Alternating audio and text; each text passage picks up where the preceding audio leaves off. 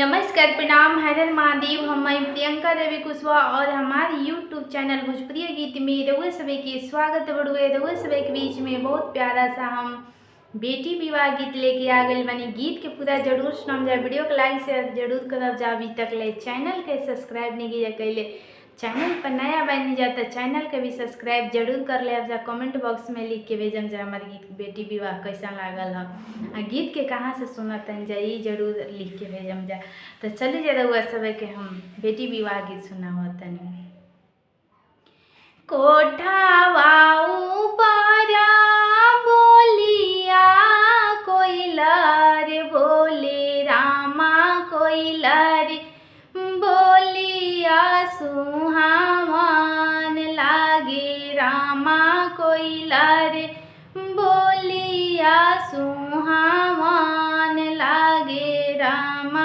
कोठावा ऊपरा बोलिया कोइलर बोले रामा कोइलर बोलिया सुहावन लागे रामा कोइलर बोलिया सुहावन लागे रामा।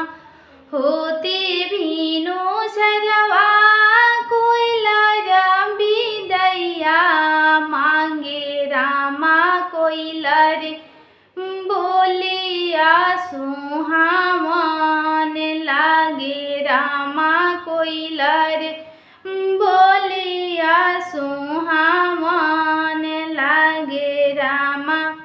पापा जे उठिलन बिदैया देले रामा मम्मी उठेली खोइछवा देली रामा मम्मी उठेली खोइछवा देली रामा।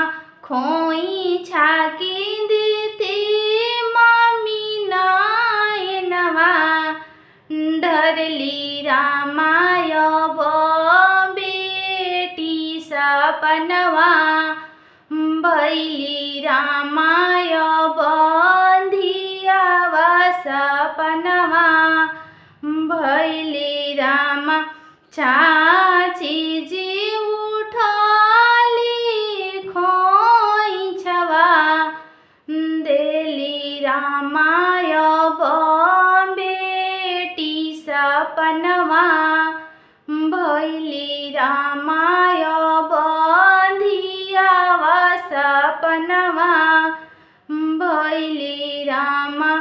सोरा हो बारिशा पापा की आंगनवा रहनी रामा अब अंगनवा दुलमवा हुई है रामा अब अंगनवा सपनवा हुई है रामा।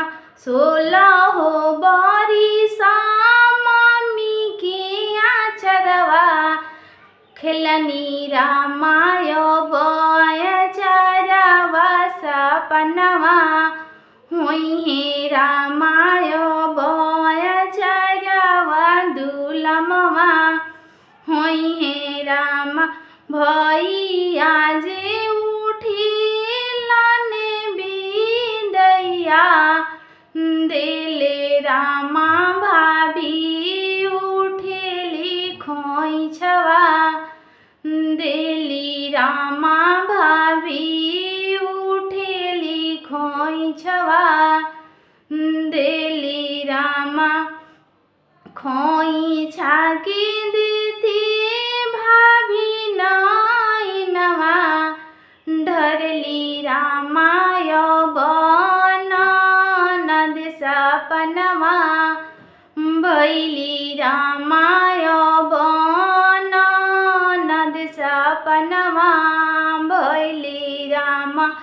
कोठावा ऊपरा बोलिया कोइलर बोले रामा कोइलर बोलिया सुहावन लागे रामा कोइलर बोलिया सु